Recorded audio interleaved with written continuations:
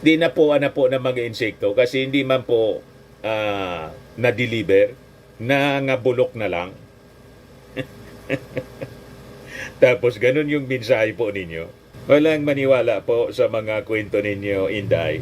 Kasi wala man po na nangyaring maganda sa liderato po ninyo as DepEd Secretary, pati as Vice President. Ang maalala po sa inyo pong mga ginagawa, yung pagtawag ninyo kay Speaker na tambaloslos,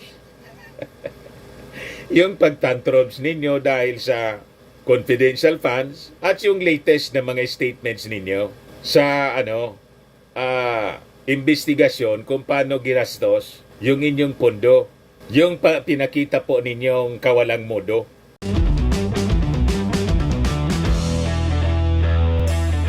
Ito naman po yung bago naming product na binibenta online. iGlow Serum Whitening po siya. Tingnan ninyo yung epekto sa aking anak na architect before and now. Yung mga inquiries po ninyo, dumiretso na lang kayo sa kanyang Facebook account, Riz Maravillas. May reminder mga kababayan si Inday sa pamilyang Filipino sa commemoration ng ating bansa sa Family Day. Sabi po ni Inday mga kababayan, Filipinos should be reminded of the present food crisis na atin pong kinakaharap. Ayan po sabi ni Inday dito, on Family Day, BP Duterte reminds Filipinos of present food crisis. Yan ang ating Vice Presidente mga kababayan na habang sinasabi niya na dapat nating alalahanin na may food crisis tayo po, pinabulok niya yung mga pagkain ng mga mag-aaral.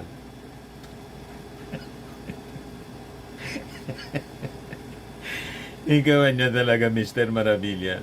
Yun man talaga po yung nadiscovery ng Commission on Audit. Noong DepEd Secretary pa siya, pinabulok yung mga Nutribans. Pinaamag. Mamaya ibigay ko po sa inyo para ma-remind natin si Inday na itong sinasabi niyang food crisis na ating kinakaharap, parte siya sa nagpalala. Wala siyang contribution. Binigyan siya mga kababayan ng milyon-milyon na budget para ipakain po sa mga bata. Lumusog po yung mga bata at tumalino. Ayon, pinabulok. Pero yung ating Pangulong Bongbong Marcos, sinosolusyonan yung food crisis mga kababayan. In fact, imagination man lang ito ni Inday na food crisis. Imbento man lang po niya. Wala mang krisis sa pagkain po. Lahat naman pong mga mamamayang Filipino dito, kumakain kahit papano. Bumaba yung ating hunger incidence. Pati yung mga pobre, kumunti na lang kasi massive yung servisyo fare. Bagong Pilipinas Servisyo Fare na ginagawa po ni Martin Romualdez at ng ating Pangulong Bongbong. Hindi siya kasama doon.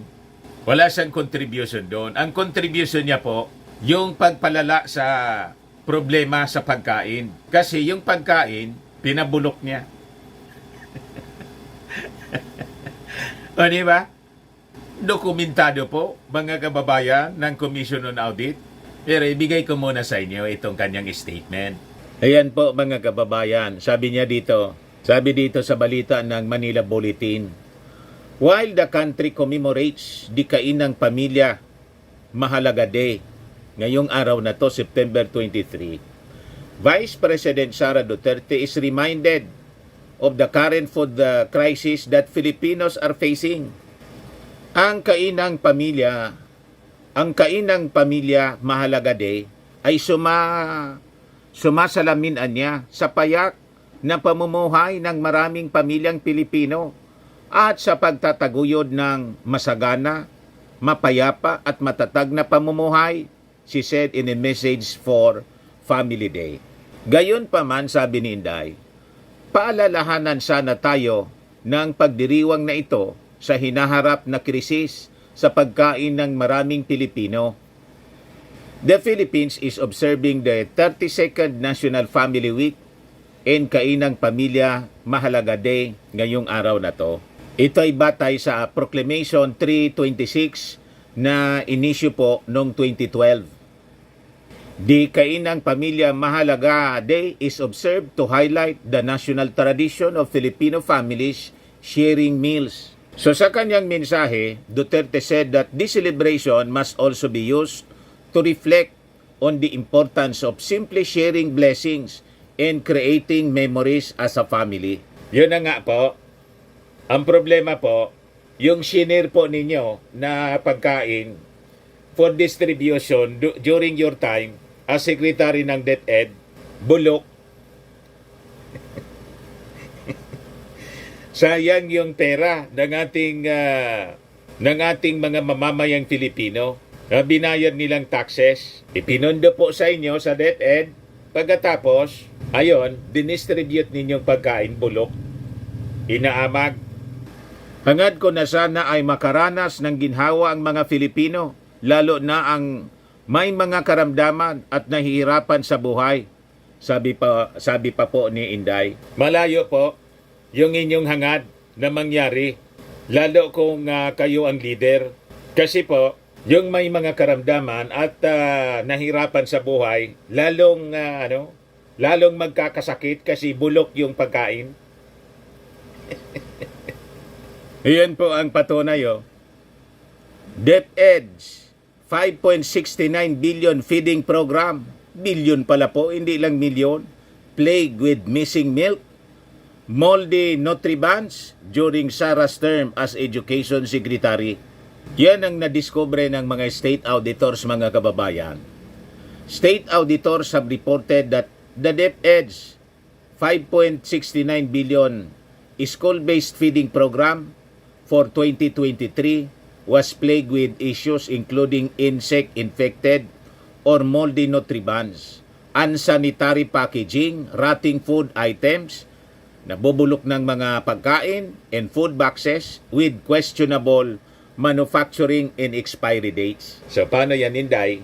Walang maniniwala sa mga paminsa-minsahi mo. Kasi yung mga messages po ninyo, baliktad man po sa inyong ginawa. Sa inyong mga ginagawa. It is just an empty rhetoric. Tama? Ito yung patunay. Ito yung lumabas sa hearing po ng Congress sa budget ng DepEd. Sabi diyan, these issues occurred during the incumbency of Vice President Sara Duterte as DepEd Secretary. COA reported that 21 school division offices across 10 regions in the country reported non-deliveries or delays in receiving nutritious food products and pasteurized milk. Hindi nakaabot, walang delivery, ghost delivery siguro. Yung mga na-deliver, bulok. Yung hindi dineliver, baka nanakaw na yun. Bilyon, mga kababayan. You see? Kaya ayaw matanong ni Inday po sa Congress. Bala na niya kayo. Ayaw na magsalita. Mga kababayan, nung magsalita naman, ayaw magsumpa na siya may magsasabi ng totoo at pawang katotohanan lamang.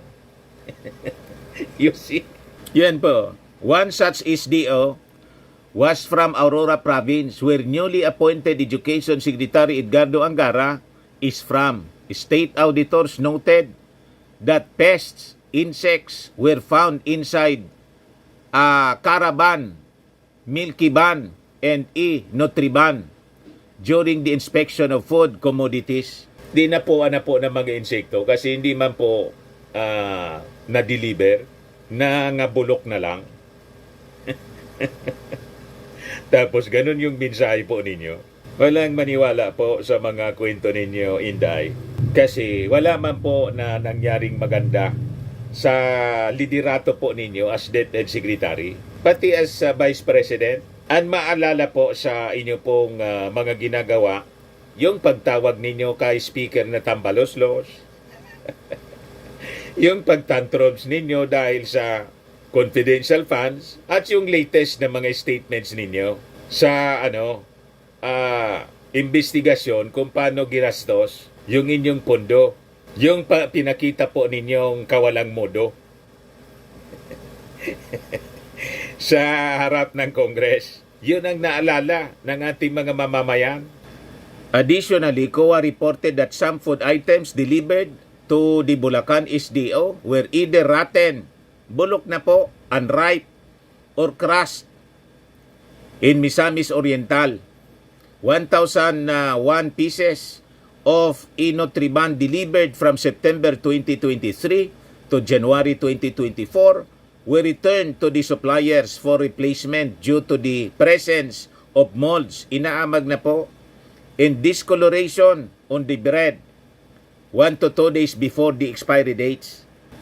In the Iligan City SDO, yung mga deliveries nila carried dubious markings displaying the expiry dates on boxes as October 29, 2023, while marking on the product showed that they were good only until October 26, 2023. Madaling sabi, expired na po. Expired na, dineliver pa. You see? Pagkatapos may lakas ng loob ka pa na magsabi na may food crisis tayo. Wala ka pong magandang contribution sa food security. At binigyan niya kayo ng bilyon-bilyon na pondo para sa pagkain ng mga bata, pinabulok pa ninyo. State auditors also discovered that in at least 10 regions, pasteurized fresh milk was either delivered late or not at all throughout the school year. Kung hindi late, wala man na delivery. So saan napunta? So yung budget, yung pondo.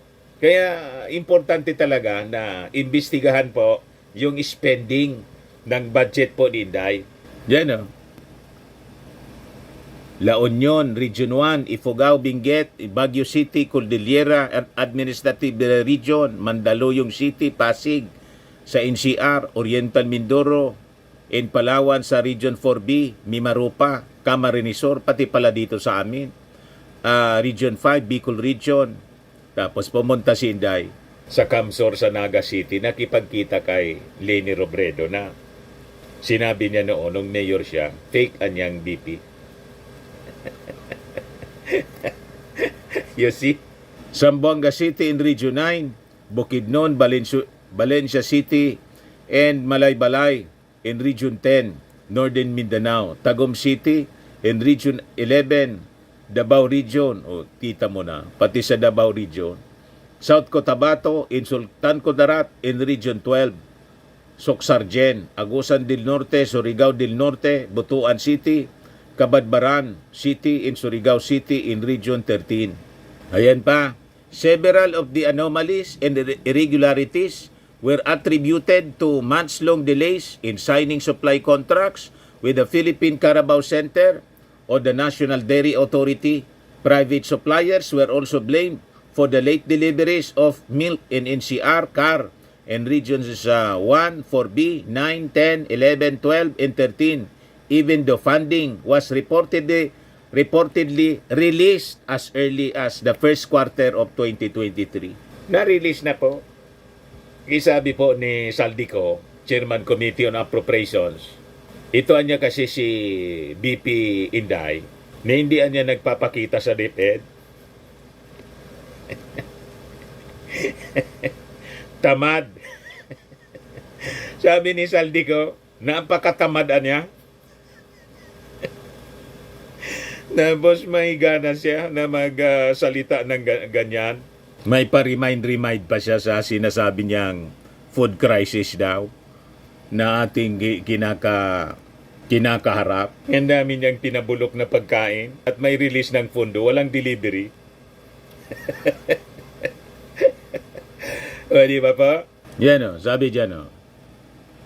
Audit revealed that SDO Palawan paid on December 15, 2022, the full amount of 25,709,893 for NFP purchased, despite the late delivery of goods totaling 14,589,363 per delivery receipts and school inspection and acceptance report.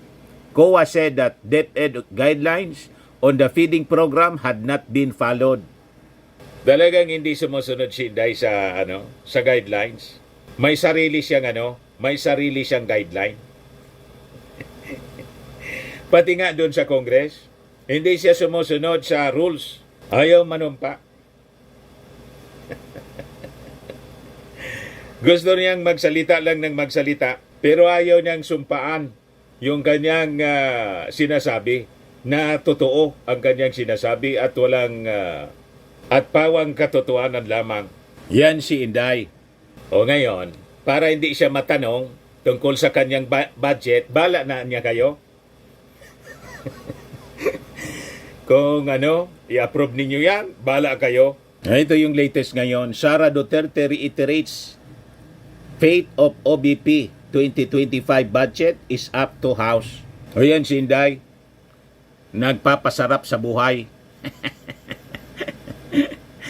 Sara skips House plenary debate on OBP budget, reportedly spends weekend in Calaguas Island.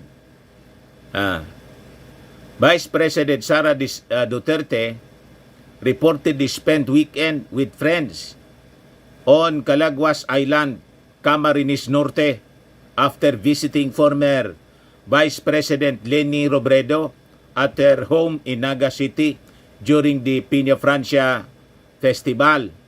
She was in Calaguas Island from September 21 to 22 and departed on September 23. So ngayon pa lang siya umalis. Nagpa-picture-picture sa mga nandun. Kaya yan tuloy, nagrally yung mga makabayan. Bagong alyansang makabayan in allied groups troop to the House of Representatives. Tapos may dalang mga placards na impeach Sara. Pakinggan natin itong sinasabi rito sa report ng Manila Bulletin. Para po sa ating lahat na nakakakita ng kilos protesta dito sa harapan ng House of Representatives, narito po ang iba't ibang grupo sa ilalim ng bagong alyansang makabayan upang muling singilin si Sara Duterte. Sara Duterte, tanggalin sa pwesto! Tanggalin sa pwesto! Ayaw sagutin na siya pa ang galit sa tinatanong ng taong bayan. At dahil dito, malinaw po sa mga ulat ng COA, malinaw doon sa kanyang paggastos ng kanyang opisina,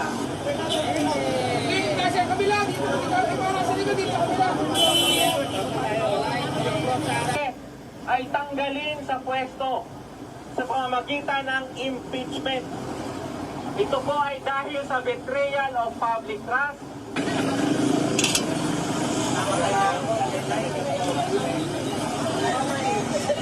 Impeach Sara na po ang sigaw ng mga militant. Wala diyang kinalaman si Martin Romualdez po. Ay militant, may sariling agenda man po sila. Sila yung gusto na i-impeach si Inday. Imagine, imbes na magtrabaho, nandun mga kababayan sa pagpasarap sa buhay. Nag-swimming po. Tapos, nagpadala ng sulat sa Congress. Ito yung sulat ni Inday, address to the Honorable Sia Alonto Adjong. Dear Representative Adjong, the Office of the Vice President acknowledges the receipt of your letter of even date requesting a meeting to discuss the proposed budget of this office for the fiscal year 2025. Si Adjong kasi yung sponsor mga kababayan ng kanyang budget. Bawat department kasi po ng ating gobyerno may naka-assign na congressman na mag-sponsor ng kanilang budget para ipasa sa plenary. Sa Office of the Vice President, si Adjong po, kaya nagsulat po sumulat si Inday. So sabi niya, as communicated to the Speaker of the House of Representatives and the Chair of the Committee on Appropriations, the OBP has duly submitted all the required documents to the committee pertaining to its budget request for the upcoming year.